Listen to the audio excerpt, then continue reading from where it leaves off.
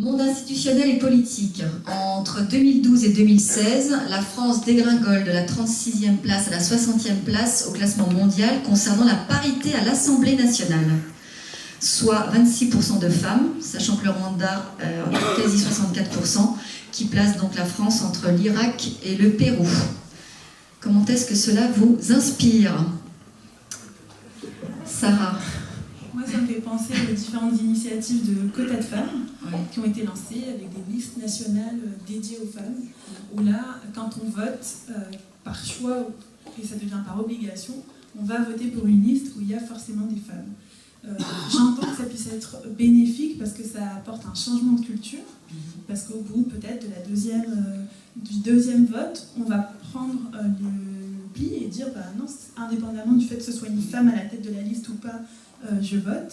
Par contre, à titre personnel, je ne suis pas très à l'aise avec les notions de quotas.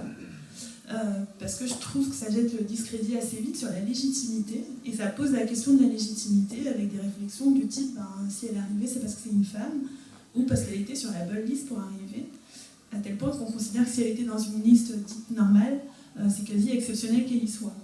Donc je serais d'accord pour lancer des initiatives juste pour changer les cultures, mais pas forcément l'imposer comme une obligation à chaque vote, ou comme une liste à toujours avoir, parce que on se pose assez rapidement la question de est-ce qu'elle est légitime à ce poste ou pas.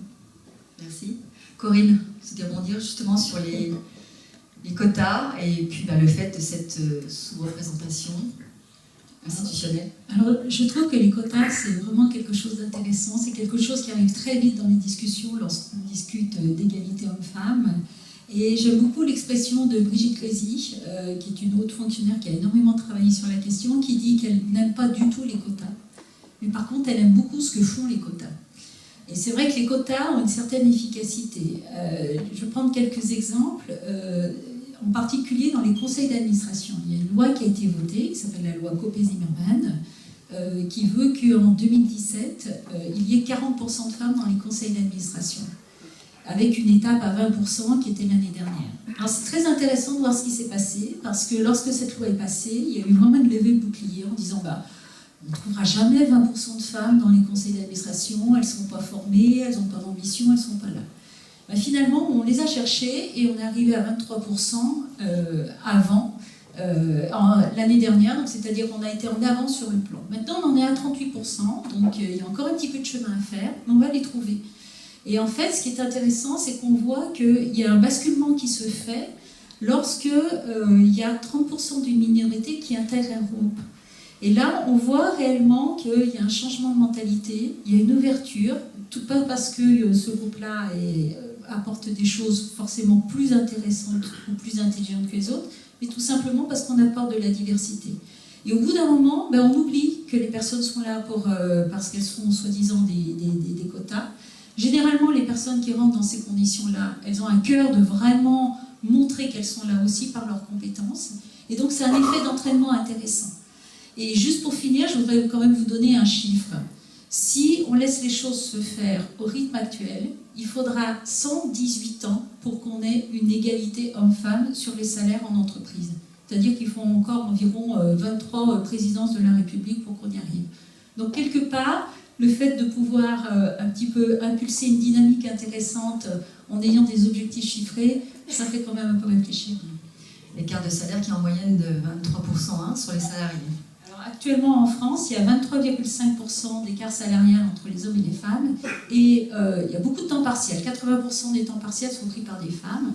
Donc si on prend à temps de travail égal et à poste égal, il reste encore 11% qui sont inexpliqués, on va dire. Voilà. Bien, je vais rebondir sur différentes choses qui ont déjà été dites, et en particulier cette notion de quota. Effectivement, je comprends très bien votre réaction. Moi aussi, quota, j'aime pas trop. Mais d'un autre côté, on le voit, ça fait avancer les choses. Tu as dit qu'il fallait 118 ans. Bon, chez Total, en 2016, le conseil d'administration de Total est à 55% femmes. Alors, ça n'a peut-être pas que du mauvais, ce quota. Et qu'est-ce qu'il y a de bon derrière le quota? C'est-à-dire, à partir du moment où on dit qu'il faut mettre d'autres personnes, et notamment des femmes, ça implique de faire des choix. Avant, on était plus dans de la cooptation entre soi. Tu es à tel endroit, tu es dans tel conseil d'administration, je te prends.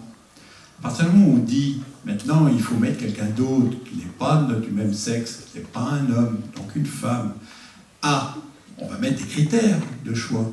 Et à partir du moment où on commence à mettre des critères de choix, des critères de professionnalisation, des critères de compétences, vous retrouvez toutes vos possibilités.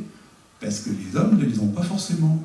Et la cooptation gommait quelquefois ce critère de compétence.